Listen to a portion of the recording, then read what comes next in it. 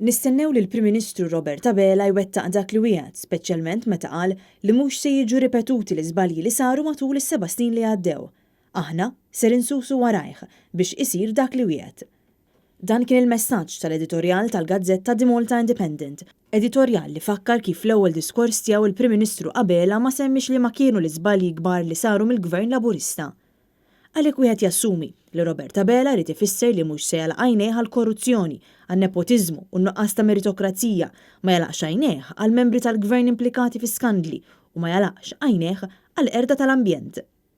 L-editorjal ifakkar ukoll kif il-Prim Ministru Abela qal li jrid jagħti serħan il-moħħ lin-negozji billi jassigura li jkun hemm level playing field għal kulħadd. Iżda fl-istess ħin ma attendix għal dibattitu organizzat mill-Kamra Maltija tal-Kummerċ.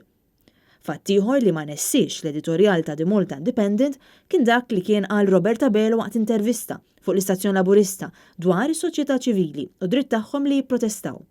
Abela kien iddeskriva l-protesti tas-soċjetà ċivili bħala provokazzjoni. L-editorjal isemmi wkoll dak li qal il-kap tal-Partit Nazzjonalista u tal-Oppożizzjoni Adrian Delija il-ħadd waqt attività politika fejn appella lil Robert Abela sabiex jilqa' l-proposti tal-Oppożizzjoni dwar governanza b'saħħitha, meritokrazija, proposti dwar kontabilta u trasparenza.